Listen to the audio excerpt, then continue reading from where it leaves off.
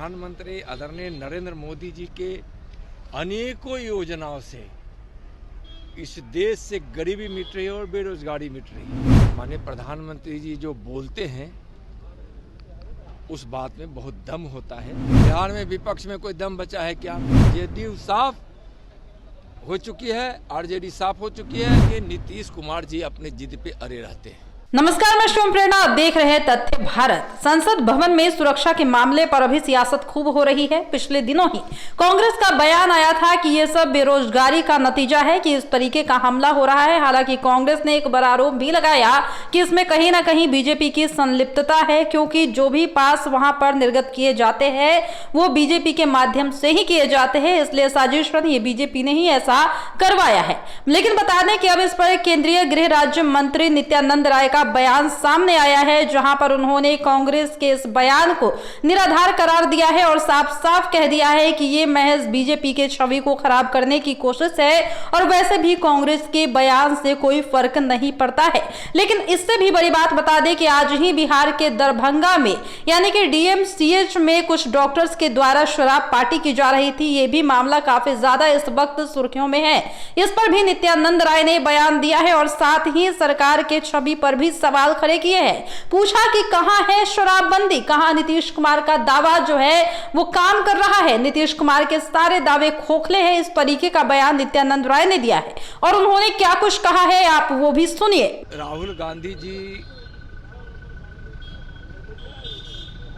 की न कोई समझ है और न समझना ही चाहते हैं। क्या बोलेंगे, विषय कुछ होता है, बोलते क्या है समझ में नहीं आते हैं। राहुल गांधी जी को है सोचना चाहिए कि माननीय प्रधानमंत्री आदरणीय नरेंद्र मोदी जी के अनेकों योजनाओं से इस देश से गरीबी मिट रही है और बेरोजगारी मिट रही है और नौजवानों को रोजगार मिल रहा है। यह साबित हो चुका है, देश और दुनिया देख रहे। राहुल जी कब क्या बोलेंगे उनको कुछ पता ही नहीं होता है। और अभी 3 राज्यों में भारतीय जनता पार्टी की भारी बहुमत से सरकार बनी है। माननीय प्रधानमंत्री जी का और भारतीय जनता पार्टी की यह सोच सबका साथ और सबका सम्मान कि आज तीनों राज्यों में जो मुख्यमंत्री बने हैं अनुसूचित जनजाति समाज, वंचित समाज से, आज पिछड़ा वर्ग से और सवर्ण वर्ग से, आज यह भारतीय जनता पार्टी की नीति को दर्शाता है।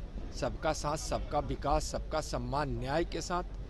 और यह बिल्कुल जो भारतीय जनता पार्टी की नीति है उसके अनुरूप यह हुआ। प्रधानमंत्री जी का बयान आया है कि जो पार्लियामेंट अटैक हुआ इसकी गहराई में जाने की जरूरत है, काफ़ी चिंताजनक बात उन्होंने बताई। माननीय प्रधानमंत्री जी जो बोलते हैं उस बात में बहुत दम होता है और वह सच्चाई के साथ होता है। 24 का चुनाव को लेकर जो अपोजिशन के लोग हैं बोलते हैं कि एक भी हो जाए। जहाँ प्रधानमंत्री कह रहे हैं कि हम तीसरी बार भी जीत कराएंगे, जनता गारंटी दे चुकी है, वहीं बिहार में विपक्ष के लोग आपको कह रहे हैं कि खाता भी नहीं खुलेगा। बिहार में विपक्ष में कोई दम बचा है क्या?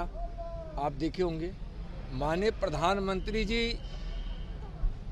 तीसरी बार प्रधानमंत्री बने, इसके लिए इस देश की जनता कमर कस ली है और चल पड़ी है माननीय प्रधानमंत्री जी को तीसरी बार भारी बहुमत से, यानी पिछली बार से भी ज़्यादा सांसद देकर, बहुमत देकर प्रधानमंत्री बनाने के लिए। इस देश का भरोसा, इस देश का विश्वास माननीय मोदी जी पर है 350 से भी ज़्यादा। और विकास के भगीरथ हमारे माननीय प्रधानमंत्री जी है, जिनके प्रयास से, भगीरथ प्रयास से विकास की गंगा घर घर, जन जन, गांव गांव, शहर शहर पहुंच रही है। गरीबों के जीवन में उत्थान हुआ है, खुशियां पहुंची। आज हर वर्ग, हर समाज और देश के कोने कोने, गांव गांव, शहर शहर के लोग तक जो विकास पहुंच रहा है और जो विश्वास लोगों के मन में आया है, इससे माननीय प्रधानमंत्री जी की लोकप्रियता भी बढ़ी है और देश आत्मनिर्भर बनने की ओर भी है। देश का मान सम्मान भी दुनिया में बढ़ा है और दुनिया के सबसे लोकप्रिय नेता आज हमारे प्रधानमंत्री जी है। 2024 में तीसरी बार भारी बहुमत के साथ वह प्रधानमंत्री बनेंगे और बिहार में महागठबंधन का, इंडी गठबंधन का सुपड़ा साफ होगा। 40 की 40 सीट भारतीय जनता पार्टी और एनडीए जीतेगी। 19 को बैठक इंडी गठबंधन की। उससे क्या होगा?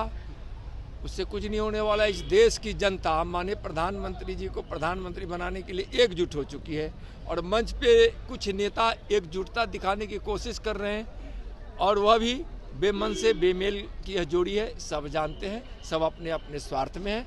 इस देश की जनता जानती है कि निस्वार्थ भाव से और देश के हित में, देशवासियों के हित में और कोई काम करने वाले हमारे नेता है तो हमारे माननीय प्रधानमंत्री आदरणीय नरेंद्र मोदी जी। नीतीश कुमार और बिहार में जेडीयू के जो प्रिंसिपल है, क्या वो चकनाचूर हो रहे हैं? क्या आपको लगता है नीतीश कुमार के ख्वाब चकनाचूर हो चुका है? अब क्या होगा चकनाचूर? बिल्कुल साफ, जेडीयू साफ हो चुकी है, आरजेडी साफ हो चुकी है। लोकसभा के चुनाव में 40 की 40 seat NDA Bharatiya Janata party जीतेगी। सर, डीएमसीएच के प्रिंसिपल दारू पार्टी करते देखे गए हैं। जब एम्स बनने की बारी आई तो उन्होंने ही सवाल खड़ा किया था कि एम्स यहाँ बनेगा तो स्वायत्तता भंग हो जाएगी। देखिए, नीतीश कुमार जी अपने जिद पे अड़े रहते हैं। इस बिहार में शराबबंदी बंद होनी चाहिए, उस पर प्रतिबंध लगनी चाहिए, लेकिन शराब नीति इनकी गलत है। बंद करने की इनके लोग, इनके थाना पुलिस सब यहाँ शराब बनवाने में लगे हैं, पहुँचाने में लगे हैं। शराब नीति फेल है और जिसके कारण जहरीली शराब से हजारों लोगों की मौत हो चुकी है। नीतीश जी की यह नीति फेल है। नीतीश जी, आपके शासन में कहीं भी शराब बंद नहीं है। पहले से ज़्यादा शराब की बिक्री है और अवैध शराब का व्यापार हो रहा है, नकली शराब लोगों तक पहुँच रहा है। तो जैसा कि आपने साफ साफ सुना है कि यहाँ पर नित्यानंद राय ये कहते हुए दिखाई दे रहे हैं कि जहाँ पर अपोजिशन हम पर हमला बोल रही है, उसे भी ये सोचने की जरूरत है कि जिस तरीके की कार्रवाइयां उनके राज्य में हो रहा है उसमें क्या जनता खुश है। क्योंकि जिस तरह से शराबबंदी के दावे किए जाते हैं, ये तो साफ साफ दिख रहा है कि शराबबंदी बिहार में पूरे तरीके से फेल है और ये महज दावे बस कागजों में है, इससे ज्यादा कुछ भी नहीं। फिलहाल इस वक्त के खबर में इतना ही, और भी ऐसे ही तमाम वीडियो अपडेट्स के लिए बने रहिए हमारे साथ और देखते रहिए हमारे चैनल तथ्य भारत। हमारे चैनल को लाइक कीजिए, सब्सक्राइब कीजिए, कमेंट कीजिए। हमारे वीडियोज पसंद आते हैं तो शेयर जरूर कीजिए। धन्यवाद।